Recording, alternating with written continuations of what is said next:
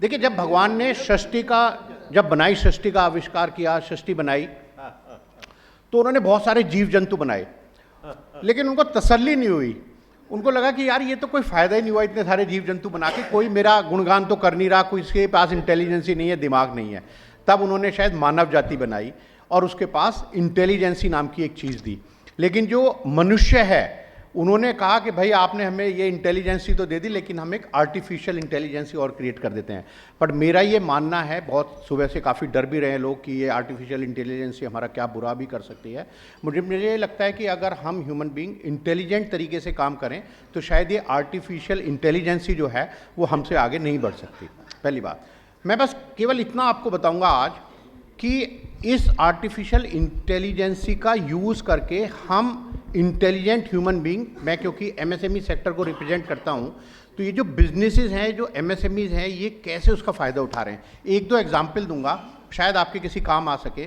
देखिए, अभी हमसे मिलने आए एक कोई स्टार्टअप, उन्होंने कहा कि मैं योगा का बिजनेस करता हूँ, योगा सिखाता हूँ हम दूसरों को। तो हमने पूछा कि अच्छा, तो कितना टर्नओवर वगैरह है आपका? तो उन्होंने कहा कि मेरा लास्ट ईयर का टर्नओवर जो है वो 15 करोड़ था।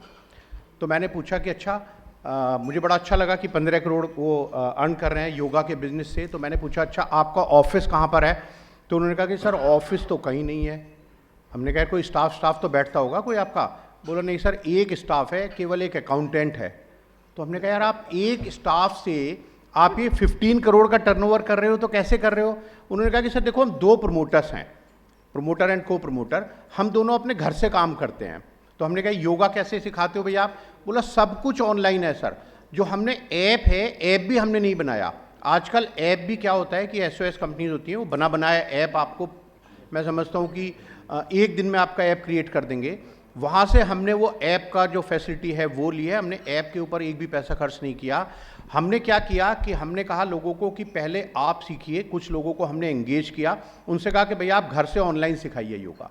जिन लोगों ने सीखा वो बता रहे थे कि अब हमारे जो विलेजेज हैं, छोटे छोटे कस्बे हैं, वहाँ की जो लेडीज़ हैं वो अब हमारी योगा इंस्ट्रक्टर हो गई हैं।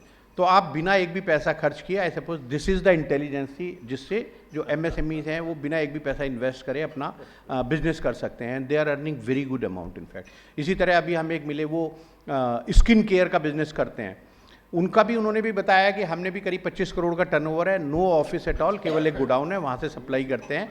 और केवल जो इंस्टाग्राम है, ट्विटर है, इनके द्वारा हम अपने बिजनेस करते हैं।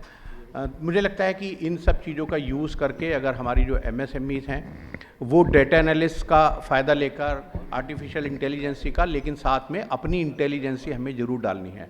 मैं एक बैंक के बोर्ड पर भी रहा हूँ, हमने देखा कि वहाँ पर जैसे मैसेजेस जाते हैं, तो मैसेज जा रहे हैं कि एजुकेशन लोन का मैसेज जाता है। एजुकेशन लोन का मैसेज जितने भी भैया हमारे सेविंग अकाउंट हैं, करंट अकाउंट है, सबको भेज दो एजुकेशन लोन।